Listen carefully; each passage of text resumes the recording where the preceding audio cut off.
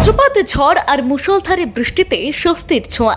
দক্ষিণবঙ্গে কমবে তাপমাত্রা, জানালো হাওয়া অফিস। কলকাতা সহ একাধিক জেলায় ঝড় বৃষ্টির দাপট শুরু। আগামী কয়েকদিন বজ্রবিদ্যুৎ সহ বৃষ্টির পূর্বাভাস। গরম থেকে মিলবে স্বস্তি। 2 থেকে 3 ডিগ্রি কমতে পারে তাপমাত্রা।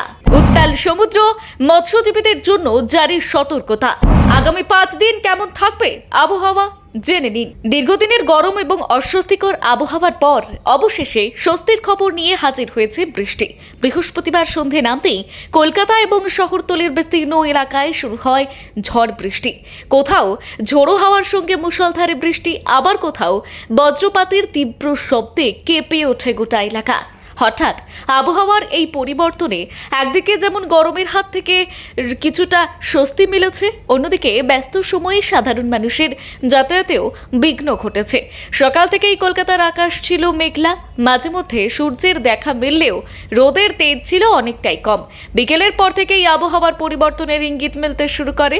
এরপর সন্ধ্যার মুখে সল্টলেক, উত্তর কলকাতা, দক্ষিণ কলকাতা এবং শহরতলির বিভিন্ন এলাকায় নামতে শুরু করে প্রবল বৃষ্টি। সঙ্গে ছিল দমকা হাওয়া এবং বজ্রপাত। বহু জায়গায় রাস্তাঘাটে জল জমে যাওয়ার খবরও মিলেছে। আলিপুর আবহাওয়া দফতর জানিয়েছে, দক্ষিণবঙ্গের জেলাগুলিতে আগামী কয়েকদিন বিক্ষিপ্তভাবে ঝড় বৃষ্টি চলবে। বিশেষ করে পূর্ব বর্ধমানে ভারী বৃষ্টির সম্ভাবনা রয়েছে। পাশাপাশি বাঁকুড়া, পশ্চিম বর্ধমান, ঝাড়গ্রাম এবং পশ্চিম মেদিনীপুরে ঘন্টায় 60 থেকে 70 কিলোমিটার বেগে ঝোড়ো হাওয়া বইতে পারে। বজ্রবিদ্যুৎ সহ বৃষ্টির পূর্বাভাস দেওয়া হয়েছে। কলকাতা সহ দক্ষিণবঙ্গের অন্যান্য জেলাগুলিতেও ঝড়ের দাপট কম হবে না। আবহাওয়া দফতরের মতে অনেক জায়গাতেই ঘন্টায় 50 থেকে 60 কিলোমিটার বেগে হাওয়া বইতে পারে। ফলে সাধারণ মানুষকে সতর্ক থাকার পরামর্শ দেওয়া হয়েছে। বিশেষ করে বজ্রপাতের সময় খোলা জায়গায় না থাকার নির্দেশ দেওয়া হয়েছে। শুক্রবারও আবহাওয়া খুব একটা পরিবর্তন হবে না। পূর্ব এবং পশ্চিম মেদিনীপুর, ঝাড়গ্রাম, বাঁকুড়া এবং পুরুলিয়ায় ঝড় বৃষ্টির সম্ভাবনা রয়েছে। সেখানে ঘন্টায় 50 থেকে 60 কিলোমিটার বেগে ঝোড়ো হাওয়া বইতে পারে। অন্যদিকে দক্ষিণবঙ্গের বাকি জেলাগুলিতেও বিক্ষিপ্ত বৃষ্টির সম্ভাবনা রয়েছে। অনেক জায়গায় দমকা হাওয়ার গতি ঘন্টায় 40 থেকে 50 কিলোমিটার পর্যন্ত পৌঁছাতে পারে। আর শনিবার বজ্রবিদ্যুৎ সহ বৃষ্টির সম্ভাবনা রয়েছে দক্ষিণবঙ্গের প্রায় সব জেলাতেই। তবে আবহাওয়া বিশেষজ্ঞদের মতে শনিবারের পর থেকে ধীরে ধীরে ঝড় বৃষ্টির তীব্রতা কমতে শুরু করবে। যদিও রবিবারের থেকে আগামী বুধবার পর্যন্ত বিভিন্ন জেলায় বিক্ষিপ্তভাবে বৃষ্টি চলতে পারে। এই ঝড় বৃষ্টির সবচেয়ে বড় প্রভাব পড়বে তাপমাত্রার উপর। গত কয়েক সপ্তাহ ধরে তীব্র গরমে নাজেহাল ছিল দক্ষিণবঙ্গের মানুষ, আর এবার সেই পরিস্থিতি কিছুটা বদলাতে পারে।